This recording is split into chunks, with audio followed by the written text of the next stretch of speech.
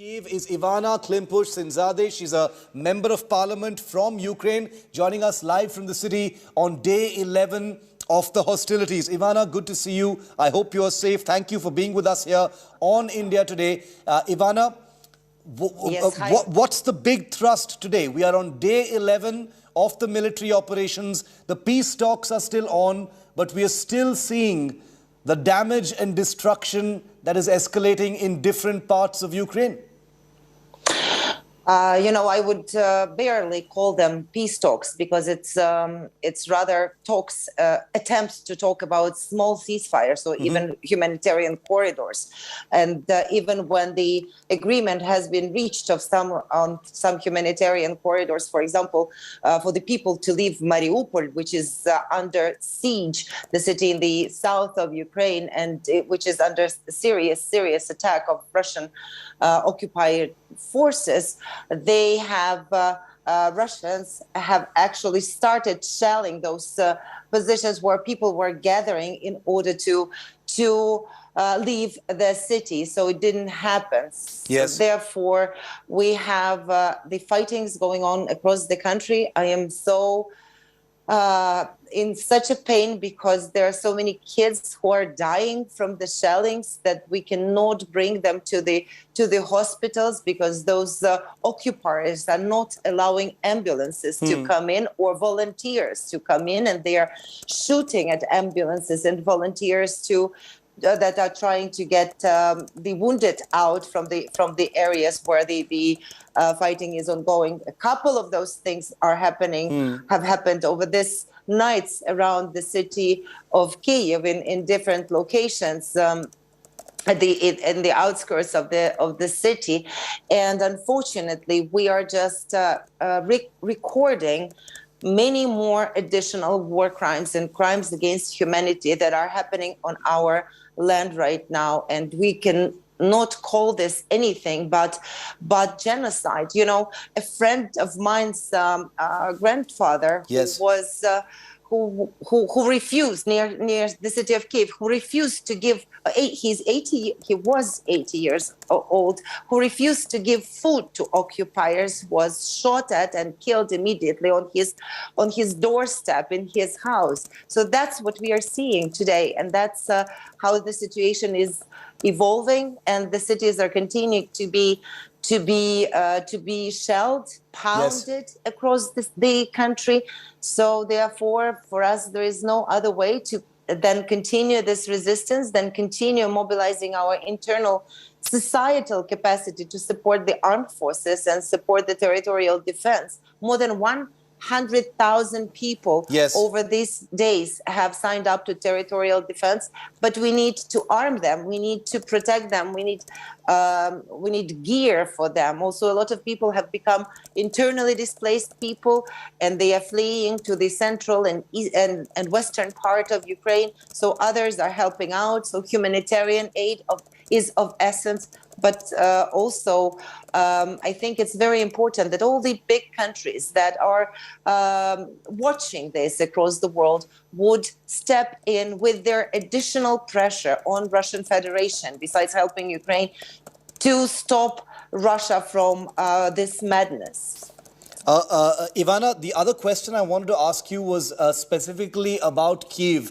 It's been a quiet 24 hours, but we have seen airstrikes happening just about 20 kilometers away from the capital of Ukraine, in Irpin, in Hostomel. We've just got images of, an airstrike in Hostomel as well. This is very, very close to the Kyiv metropolitan area. What are you hearing about those? Because aircraft coming in from Russia this close to the Ukrainian capital is pretty unsettling. No, yesterday morning I was maybe, I don't know, 10 kilometers from that area. We're in Bila Tserkva, another city, also near Kyiv area. The bomb just got to the residential buildings and just erased several of the wiped out several of the residential buildings. And unfortunately, you're right. In Bucha, in Hostomel, in Irpin, we cannot evacuate from there. We cannot evacuate people. The only from Irpin, for example, at this particular moment, after they bombed the railway station, it's only the walking possibility to escape, but those occupiers are not even allowing people to leave. That's where we are right now. Yes, it is very close, but Kyiv is strengthening its capacity to fight back while all of this is happening. And I am sure that there is no way that they take Kyiv by any means, maybe besides, I don't know, bombing it from the skies. And that's why the no-fly zone, the air defense, the planes that we are asking the international community to help us with, that's becoming totally essential. Okay, it's becoming totally critical now. Okay, it's becoming essential as well. That military convoy that we've been talking about, images of that came out yesterday. I also want to ask you, Ivanna, about, the nuclear power facilities of Ukraine, one of which, could be in Russian hands. There is a warning has gone out that a second one, the southern Ukraine power plant facility, is being approached by Russia right now. They've surrounded Chernobyl, which is inactive, but it is still staffed and maintained, seen as a sensitive facility as far as nuclear power is concerned. What do you think the bigger game is? Is there some kind of an attempt, in your view, for the Russian forces to take control of all these nuclear facilities because it could allow them to, bring about more pressure on Ukraine and to impose their political will here? They didn't just surround Chernobyl. They have been sending their fighter jets that are hanging over Chernobyl and hitting in the area of Kyiv from that side. So we cannot push back there because we are responsibly understanding that the shells could hit nuclear power station. And also, as you know, in Energodar, in Zaporizhzhia, southern biggest European nuclear power station, they actually were shelling it with tanks, which is getting us very close to serious technological, ecological catastrophe. And that's, I think it's not only the pressure that they are trying to impose on us, but also they are getting very close to using attacks on those facilities as another way of weapon. Moreover, Russians with their propagandist TV channels are started, I think, just to wash themselves out. They have started claiming and accusing Ukrainians of making a nuclear weapon, and which has nothing to do with reality. And they have been started to claim that that has been done in Kharkiv. I think that that's the very pitiful argument, fake argument that they are trying to make for them shelling that particular second largest city of Ukraine and shelling the residential areas. So they are filling the world with lies, at the same time occupying the nuclear power stations in Ukraine, and thus being capable of creating additional serious catastrophes that would not have boundaries on the Ukrainian territory, but they would spill over to the region and actually also can spill over to the world. Question to you is, what do you think is going to happen next, Ivanna? Kyiv could be under siege. There is, of course, a very concerted fight back.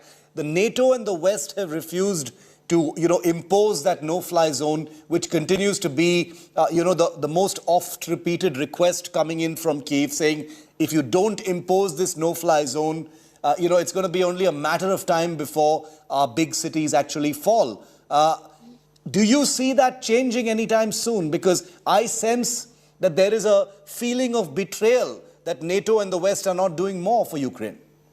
We will be pushing NATO, Ukraine, NATO, other international partners for helping us with the no-fly zone. But immediate first request that we are making, first demand that we are actually making to our foreign partners is give us air defense and give us airplanes. We will defend ourselves if no-fly zone, you cannot take the decision of no-fly zone being afraid of direct clash between the NATO forces and Russian Federation forces.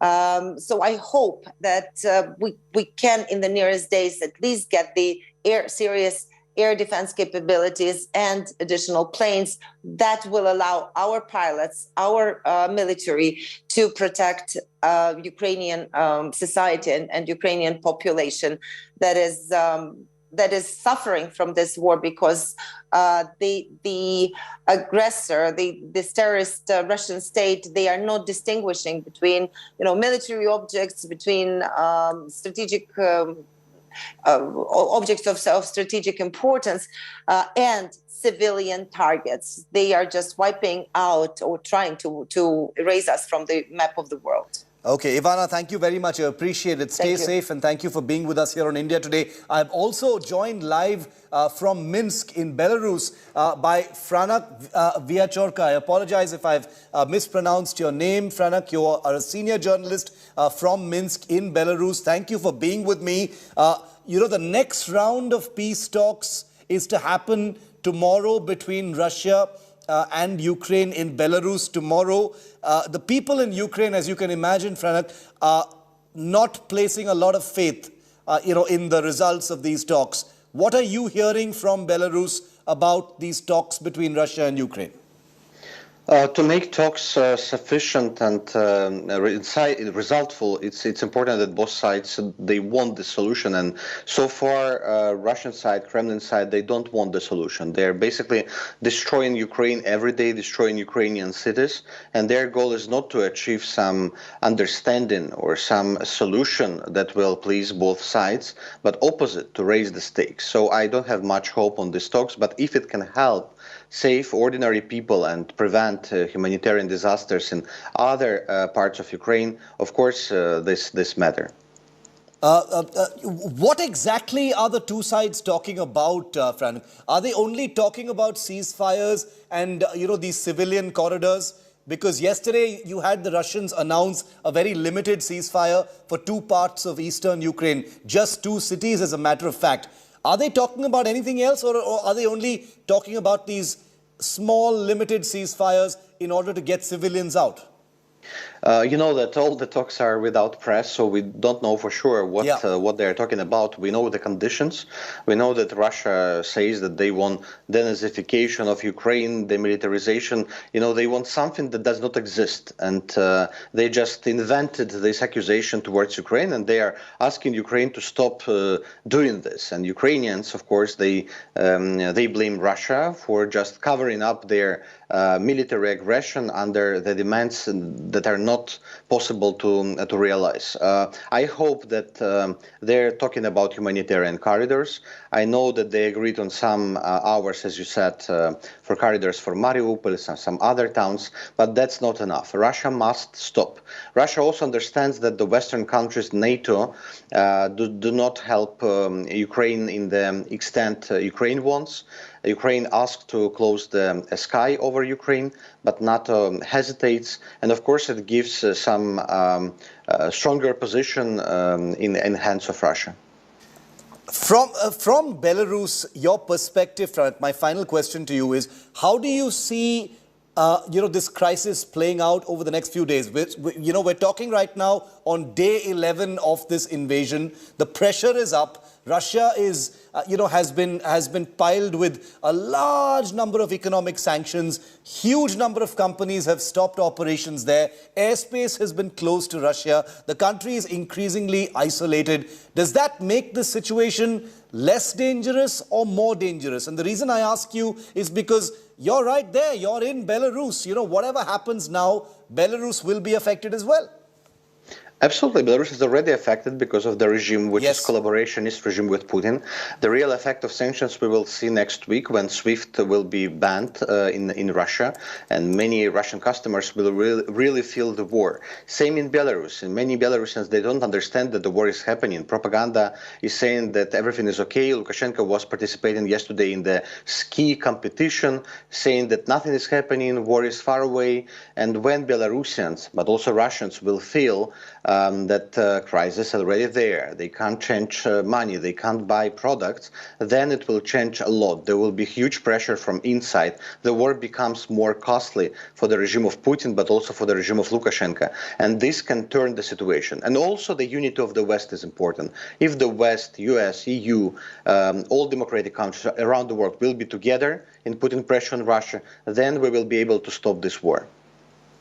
Okay, Franek, thank you very much for speaking to us here. The real effects of these sanctions, says the senior journalist from Belarus, will be felt next week, perhaps, in Russia, when the common people of Russia feel the real effects of this war. Because remember, as we've been telling you right through these last 11 days, the spillover effects, the shockwaves of what's happening in Ukraine affect us all, whether it's higher fuel costs, currency fluctuations, stock markets, whatever it is. The economic impact of what's happening is something that one way or the other, whether you feel it tangibly or not, it is affecting everyone in the world at this point of time. We've got some more breaking news coming in now.